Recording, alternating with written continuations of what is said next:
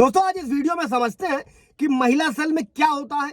महिला सेल से नोटिस जारी होना ये क्या होता है। दोस्तों नोटिस जाने पर अगर आप नहीं जाते तो क्या होता है। महिला सेल में अगर पुलिस डराए धमकाए बेइज्जती करे तब क्या किया जा सकता है। पति पर दहेज के अलावा या और भी कोई सामान या पैसा देने का दबाव बनाया जाए तो क्या कर सकते हैं। अगर आप विमेन सेल में बीच में ही जाना छोड़ देते हैं तो क्या होगा।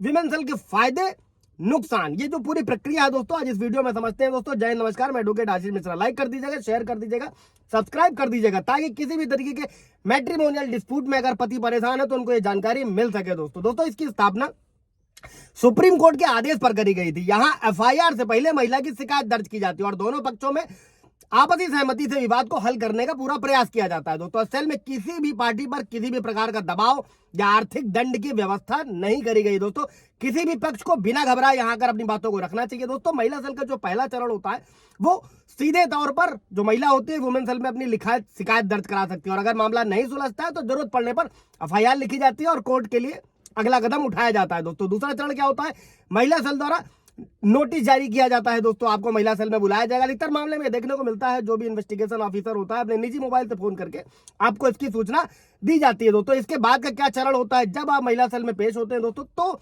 दोनों ही पक्षों को बैठाकर एक दूसरे की समस्या को पूछा जाता है, समझा जाता है और पूरा प्रयास किया जाता है कि शिकायत एफआईआर और कोर्ट कचहरी जाने से बचा जा सके। आपको यहाँ पर अपनी बात कहने का पूरा अधिकार होता है दोस्तों और आप बिना घबराए या फिर बिना दबाव के अपनी बात वहां पर कह सकते हैं। दोस्तों और अंत में अगर आपसे बयान लिखवाते हैं या फिर आपके बीच सहमति या राजीनामा होता है दोस्तों तो जो चौथा चरण होता है जब दोनों पक्षों के बीच आपसी समझौते की स्थिति नहीं बनती तब एफआईआर या फिर कोर्ट का रुख किया जाता है। दोस्तों ये तो दोस्तों महिला सेल की पूरी प्रक्रिया होगी। अभी महिला सेल की अगर नोटिस आती है अगर आप नहीं जाते हैं तो क्या होगा। दोस्तों महिला सेल का ऐसा कोई अधिकार नहीं है कि आपको किसी भी कार्य के लिए मजबूर करे या आप पर दबाव बनाए। दोस्तों और महिला सेल के अधिकारी केवल संबंधित डेट पर उपस्थित होकर आपको अपनी बात रखने के लिए कहेंगे, दोनों के बीच समझौते का प्रयास करेंगे, मगर ये आपके ऊपर डिपेंड करता है दोस्तों कि आप क्या चाहते हैं। अगर आप निर्दोष हैं, आप किसी प्रकार से अपनी बातों को स्पष्ट रूप से रख सकते हैं तो आपको महिला सेल अवश्य जाना चाहिए, जरूर जाना चाहिए। दोस्तों और आगे की प्रक्रिया में आपकी उपस्थिति थोड़ी बहुत आपको मदद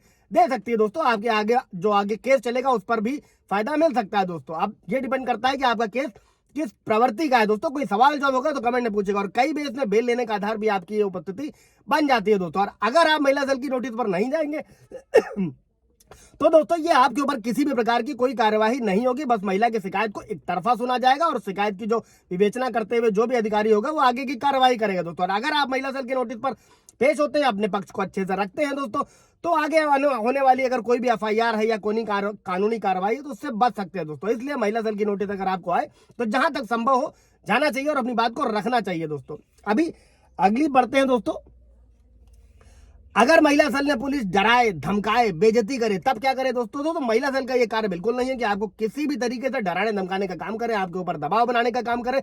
महिला सेल का सिर्फ और सिर्फ इतना काम है कि दोनों पक्षों के बीच किसी प्रकार का अगर समझौता कराया जा सकता है तो उसे कराया जाए। दोस्तों और अगर किसी भी तरीके से पुलिस वालों से साठ गांठ करके आपके ऊपर दबाव बनाने का प्रयास किया जा रहा है, संयम से काम ले दोस्तों, बिना किसी विवाद में पड़े घर लौटाएं और ऊपर के अधिकारियों को लिखित शिकायत दर्ज कराएं कि आपके साथ कैसी अभद्रता की जा रही है या दबाव बनाने का प्रयास किया जा रहा है।